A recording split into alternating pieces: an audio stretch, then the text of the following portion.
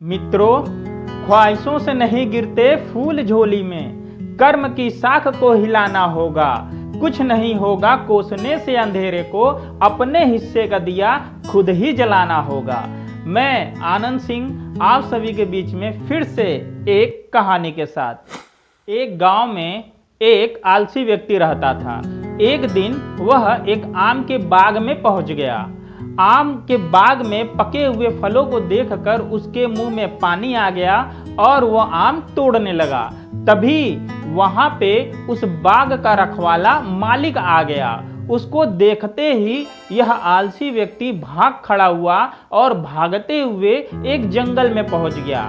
जंगल में पहुंचने पर उसकी नजर एक लोमड़ी के ऊपर पड़ी। वह लोमड़ी पैर से अपाहिज थी, उसका एक पैर टूटा हुआ था। उसको देखकर यह व्यक्ति सोचने लगा कि यह अपना भोजन कैसे कर पा रही होगी, यह तो ठीक से चल भी नहीं पा रही है और इस जंगल में इतने हिंसक पशुओं के बीच यह अब तक जीवित कैसे बची है। उसको बड़ा आश्चर्य हुआ और उसके मन में जिज्ञासा पैदा हो गई और अपनी जिज्ञासा को दूर करने के लिए वो वहीं एक पेड़ पे चढ़ गया और यह देखने लगा कि यह लोमड़ी अपना भोजन कैसे कर पाती है और इस जंगल में यह अब तक कैसे जीवित बची है। तभी उस व्यक्ति को एक शेर की आवाज सुनाई देती है। शेर की आवाज सुनते ही वहां के पशु पक्षी इधर उधर भागने लगते हैं, लेकिन लोमड़ी तो भाग नहीं सकती थी। अब तो ये व्यक्ति सोचा कि अब तो लोमड़ी खत्म हो जाएगी, शेर इसको मार डालेगा और आज इस लोमड़ी का आखिरी दिन होगा। लेकिन जैसे ही शेर लोमड़ी के पास आया, ऐसा कुछ भी नहीं हुआ। शेर के मुंह में एक मांस का टुकड़ा था और वो मांस का टुकड़ा उसने लोमड़ी के पास गिरा के वहां से वापस चला गया। लोमड़ी ने उस मांस के टुकड़े को खा लिया। यह सब देखने के बाद वह आलसी व्यक्ति बहुत ही ज्यादा खुश हो गया, बहुत ही ज्यादा उसको प्रसन्नता हो गई, क्योंकि उसको ऐसा महसूस हो गया कि ईश्वर ने सभी के लिए भोजन का प्रबंध कर रखा है और वो बहुत खुश हो गया और खुशी मन से वो वापस अपने घर पे आ गया। और घर पे आने के बाद वह भी इंतजार करने लगा कि उसके पास भी जरूर कोई न कोई आएगा और भोजन का प्रबंध उसके लिए करेगा। और ऐसे सोचते हुए एक दिन पूरा गुजर गया, लेकिन उस आलसी व्यक्ति के पास कोई भी व्यक्ति भोजन की व्यवस्था नहीं किया। फिर दूसरा दिन आया, दूसरा दिन भी पूरा गुजर गया और दूसरे दिन भी उसके पास भोजन की व्यवस्था किसी ने नहीं किया।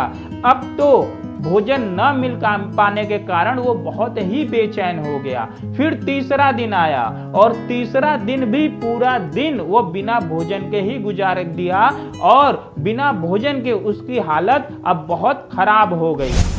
तभी एक साधु जोर जोर से ईश्वर का सुमिरन करते हुए उस आलसी व्यक्ति के घर के पास से होकर गुजर रहे थे।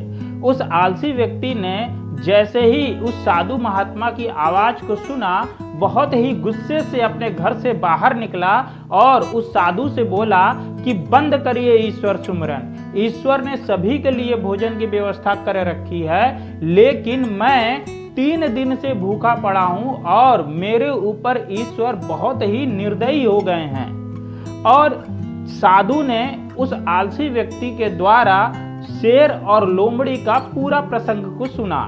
पूरी बातों को सुनने के बाद उस साधु ने आलसी व्यक्ति से बोला कि तुम नासमझ हो, तुम ईश्वर के इशारे को नहीं समझ पा रहे हो, इसीलिए तुम परेशान हो रहे हो।